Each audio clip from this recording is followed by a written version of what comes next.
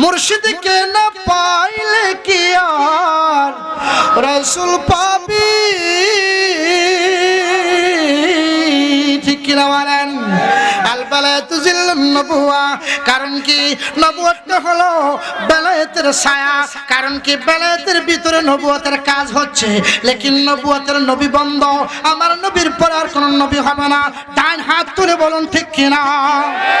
ভাইজান আমার বলতে চাইছিলাম, এবারে পৃথ্বীরাজে আপনার 90 লক্ষ লোক যখন লোক লয়ে আসছে, আমার আল্লাহ জিহান দিয়ে দিলেন, জ্ঞান দিয়ে দিলেন, একটা কাম করো, তাদেরকে আপনার পানির পিপাসায় মেরে ফেলবো। কারণ কি আমি আপনাকে এমন একটা কারামত দিয়ে দিলাম, আপনার যে পিতলের লোটাটা রয়েছে ওটার মধ্যে ডাবের পানি, আমের পানি, আপনার নারিকেলের কোষ, নদীর পানিগুলা, আপনার আনা সাগরের পানিগুলা, সমস্তগুলা আল্লাহর কুদরতে পাবে। বেলায়েতের মাধ্যমে ওনার লোটার ভিতরে পানিগুলা ঢুকে গেল। কি বলা যাবে না? আল্লাহু আকবার। এবারে যুদ্ধ করতেছে, যুদ্ধ যখন করলো আমার আল্লাহ কয় একটা আজান দাও। সুবহানাল্লাহ কয় না রে? একটা আজান দিল রে আমার হাওয়াই গ্রামের প্রেমিক বাবারা, ওলি আল্লাহরা কত কষ্ট করেছে রে বাবা। এই আপনার আজানের মধ্যে খাজা বাবার কেরামত আমার আল্লাহ ঢুকিয়ে দিলেন। আপনার আজান দিতে দেরি, মানুষগুলা অন্ধ হয়ে দেরি যাইতে দেরি নাই, শুধু বলতেছে লানত মানত বুয়া, আমরা এক আল্লাহর ইবাদত করব। ওয়া মা খালাকতুল জিন্না ওয়াল ইনসা ইল্লা লিয়াবুদুন।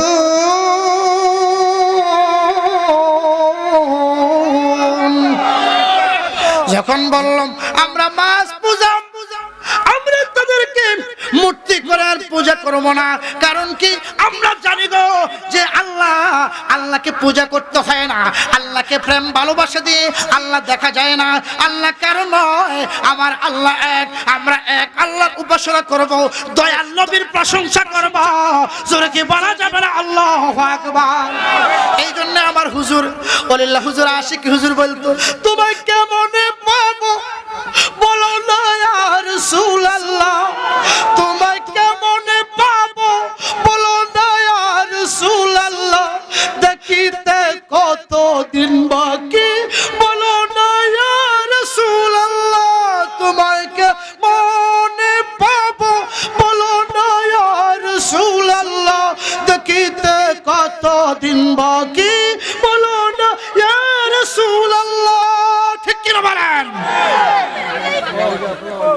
কথা কোন ঠিক কিনা? কি কষ্ট পাইছেন?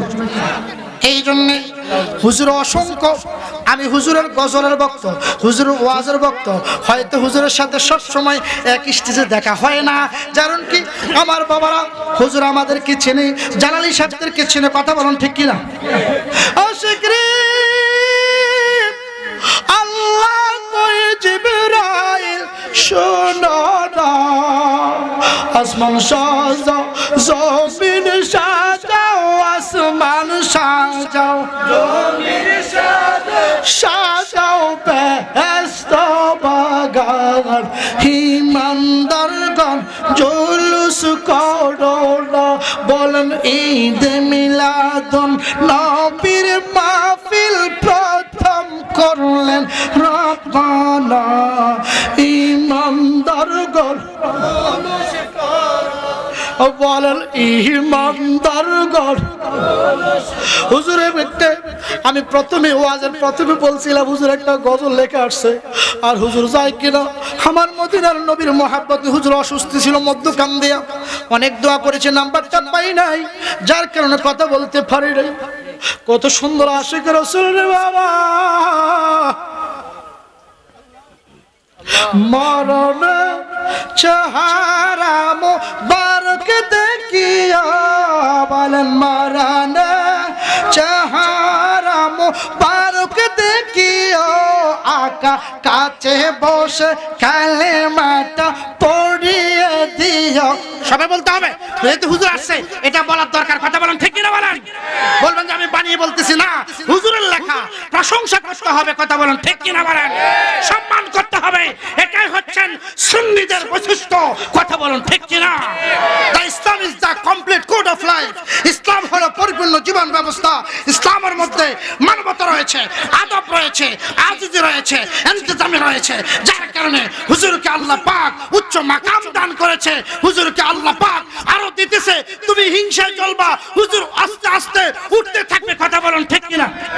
নারে তাকবীর, নারে রিসালাত, হযরত মাওলানা মুফতি বারাত হোসেন দালালি সাহেব, সবাই বলেন মরণ চেহারা মুবারক দেখিও, আকা কাছে বসে কালেমাটা পড়িয়ে দিও, বলেন কাছে বসে কালেমাটা মরণ চেহারা মুবারক দেখিও, আকা কাছে বসে কালেমাটা পড়িয়ে দিও। ও রওজা মুবারক বারবার নিও, মুবারক কদমে চুমুতে দিও, আকা রুহুটা বের হতে হাসিটা দিও, আকা রুহুটা বের হতে হাসিটা দিও, আকা তোমার মুবারক হাত কপালে রেখো, মরণে চেহারা মুবারক দেখিও, আকা কাছে বসে হাঁটা পড়ি আবু বকর ওসমান হতে পারি নাই, বেলায়েতের সম্রাট যিনি সেই কর্ম নাই, গোলাম যারা তাদের সাথে আমায় রাখিও, গোলাম যারা তাদের সাথে আমায় রাখিও, কাছে বসে কালেমাটা পড়ি, তো বলো না কাছে বসে কালেমাটা পড়িয়ে দিও। আল্লাহু আকবার, জবান খুলে বলুন আল্লাহু আকবার। আমার হুজুর, আমার ভাগিনা জিহাদি সাহেবের দরবার শরীফে গিয়েছিলেন রাহান জালালি, এবং হুজুরের কণ্ঠকে ফলো করে মহাব্বত করে ভালোবাসে। আজকে হুজুরকে পেলাম, আপনাদের ভালোবাসা এবং যেই হাতে রসুল খাজা গরিব নওয়াজ, উনি হিন্দুস্তানে সমস্ত হিন্দুদেরকে আমার নবীর কালেমা পড়ে মুসলমান বানিয়ে দিয়েছে, তো কথা বলেন ঠিক কিনা বলেন। আদৌ পর্যন্ত এখনো পর্যন্ত মানুষ যাচ্ছে, যার কারণে আতাই রাসূল খাজা গরিব দরবারে যারা খালেস নিয়তে যাবেন আল্লাহ কবুল করবে, কিন্তু উসিলা ছাড়া আল্লাহ কবুল করবে না। এই জন্য ওলি আল্লাহর দরবারে যাবেন। ওলি আল্লাহ হতে হলে আপনাকে কি কি লাগবে? নামাজ লাগবে, ইবাদত লাগবে, রিয়াজত লাগবে, তাসাউফ লাগবে, কথা বলুন ঠিক কিনা। আমরা ওলি আল্লাহ হতে চাই।